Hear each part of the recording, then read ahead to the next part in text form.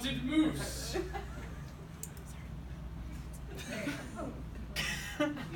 Thidwick, the moose who suffered from hypertrophic cardiomyopathy. Up at Lake Winnebago, the far northern shore, lives a huge herd of moose, about 60 or more. And they all go around in a big happy bunch looking for nice tender moose moss to munch. Up at Lake Winnebago one day they were lunching, just strolling along and enjoying their munching.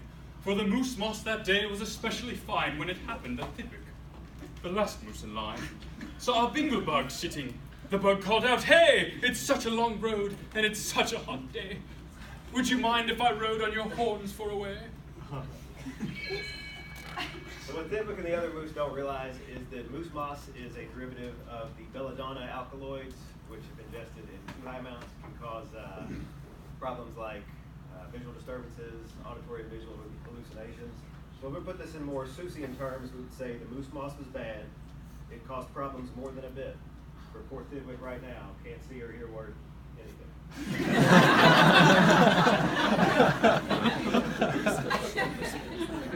"Of course not," smiled Thidwick the big-hearted moose. "I'm happy my antlers can be of some use. There's room there to spare, and I'm happy to share. But be my guest, and I hope that you're comfortable there." So the bingle bug picked out a nice easy seat, and the moose went on looking for moose moss to eat. Well, an hour or so later, the bug heard a squeak, and he heard the small voice of a tree spider speak. "I say," said the spider, "you've got a fine place. That moose seems quite friendly, has such a nice face. If I got on too, do you think he would mind?" "Hop aboard," laughed the bug, "and I think that you'll find that the moose won't object. He's the big-hearted kind." "I accept," said the spider with joy and delight, and he started a web on the horn to his right. His antlers were weighed down by some uninvited guests, but his body would soon respond to this unwelcome test. Catecholamines were released from his nervous system sympathetic, and he soon became tachypnic and profoundly diuretic. While the spider was spinning, he heard a gay song, and a fresh little zinazoo bird came along. He stopped and he stared and he chirped, "Well, well, well! What a smart place to build! What a great place to dwell! I've been living on trees ever since I was born, but here's something new. Why not live on a horn? If there's room there for two, then there's room there for three. There's plenty of room," laughed the bug, "and it's free." Thidwick stopped walking. What was all that talking? These guests had caught Thidwick the moose unawares. "Hey," he called out, "what goes on there upstairs?" So while the spider and the bird were having a nice conversation, the parasympathetic nervous system was taking care of digestion and elimination. Their bodies acting normal like everyone's would, utilizing acetylcholine like everyone's should. "Just building a nest, sir," the zinazoo said, and began yanking hairs out of poor Thidwick's head. And he plucked out exactly 204. "Don't worry," he laughed, "you can always grow more." Then he dozed off to sleep in his fine moose hair nest. "This bird," murmured Thidwick, "is sort of a pest. But I'm a good sport, so I'll just let him rest. For a host above all must be nice to his guest." The moose was scared by happenings over his head, an elevation of sympathetic nervous activity that led to increased heart rates and heart contraction, also pupil dilation, and a decreased urinary reaction. Besides, now it's getting quite late in the day, and surely tomorrow they'll all go away. But alas, the next morning the sun's early light brought to Thidwick's sad eyes a most unwelcome sight. "Meet my wife," said the bird. "I was married last night. And perhaps, by the way, I should mention to you that her uncle is coming to live with us too. You're a very fine host, so I knew you'd be willing." Then the uncle, a woodpecker, started in drilling. When the moose managed to calm himself down, he slept for the night and waited for morning to come. Unfortunately for Thidwick, down came with a start. More guests had arrived and startled his heart. Upset and angry, his heart rate increased and parasympathetic nervous activity had ceased. All Thidwick's friends shouted, "Get rid of those pests!" "I would, but I can't," sobbed poor Thidwick, "they're guests." "Guests indeed," his friends answered, and all of them frowned. "If those are your guests, we don't want you around. You can't stay with us, 'cause you're just not our sort." And they all turned their backs and walked off with a snort. Now the big friendless moose walked alone and forlorn, with 4 great big woodpecker holes in his horn.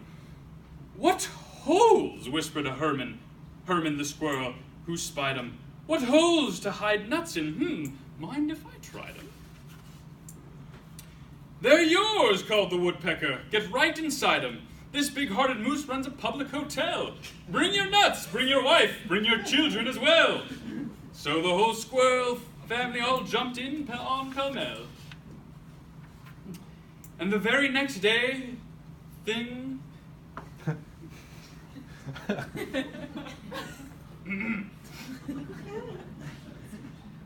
And the very next thing.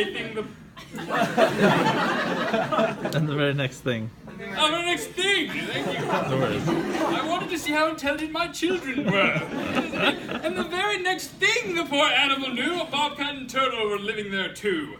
Now, what was the big-hearted moose going to do? When his moose friends left and have gone astray, anxiety and stress are on the way. Alpha and beta 1 are the epinephrine binding site that cause sympathetic stimulation like fight or flight. Well, what would you do if it happened to you? You couldn't say scat, 'cause that wouldn't be right. You couldn't shout scram, 'cause that isn't polite. No, a host has to put up with all kinds of pests, for a host above all must be nice to his guests. So you'd try hard to smile, and you'd try hard to look sweet, and you'd go right on looking for moose moss to eat. Your Thidwick looks with anticipation, sympathetic slowing the GI called constipation. If that's the case, Dulcolax is the stimulant to do. It can certainly help with his number 2. But now it is winter, and that wasn't easy, for moose moss gets scarce when the weather gets freezy. The food was soon gone on the cold northern shore of Lake Winnebago. There just was no more, and all Thidwick's friends swam away in a bunch to the south of the lake, where there's moose moss to munch. He watched the herd leaving, and then Thidwick knew he'd starve if he'd stayed here. He'd have to go too. With all the herd leaving to go across the lake, Thidwick's sympathetic nervous system kicked in, and he knew he'd had to leave, or he'd be skinny as a rake. He stepped in the water, ooh, then oh, what a fuss. "Stop!" screamed his guests. "You can't do this to us. These horns are our home, and you've no right to take our home to the far distant side of the lake. Be fair," Thidwick begged, with a lump in his throat. With the release of epinephrine and increased blood pressure, Thidwick stepped deep into the cold water without so much as a measure. But as soon as Thidwick stepped into the cold, dark lake, all his guests became hypertensive, and their hearts began to palpitate. "We're fair," said the bug. "We'll decide this by vote. All those in favor of going, say aye. All those in favor of staying, say nay." "Aye," shouted Thidwick.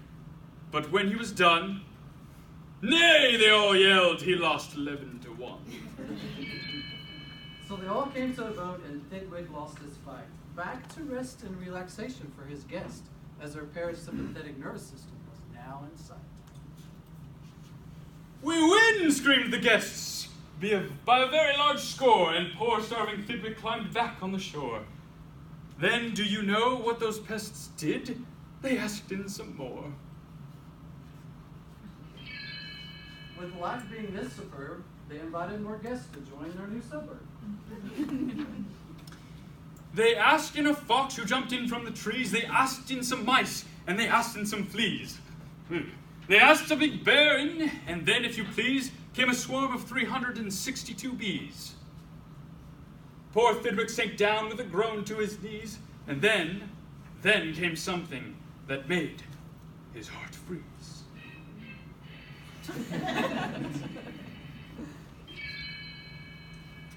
Poor Thidwick had given up hope, yes, it's true. He was depressed, heartbroken, and kind of blue.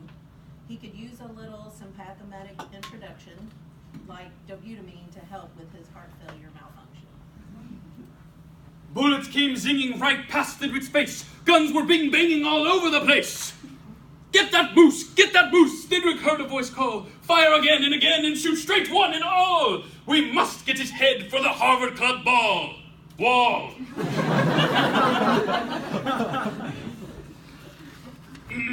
Thidwick took to his heels with that load on his head. With 500 pounds on his horns, the moose fled.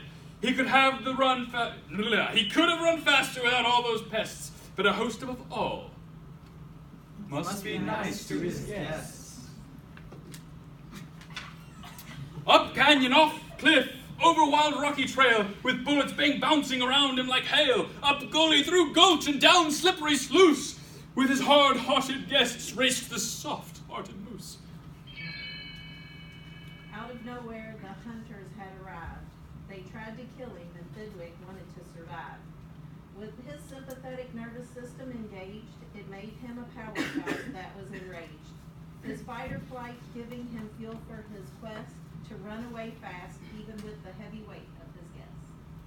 Ah, then finally they had him. Because of those pests, he had run out of luck. Because of those guests on his horns, he was stuck. He gasped. He felt faint. Oh, and the whole world grew fuzzy. Thidwick was finished completely. Or was he?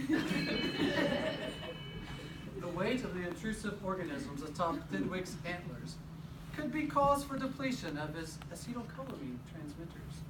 Thidwick's beta-2 receptors were overcome with stimulation. Norepinephrine resulted in uncontrollable inhalation. He nearly succumbed to syncope with the weight upon his crown. Thidwick was at the brink of a complete nervous breakdown. Finished? Not Thidwick, decidedly not. It's true he was in a most terrible spot.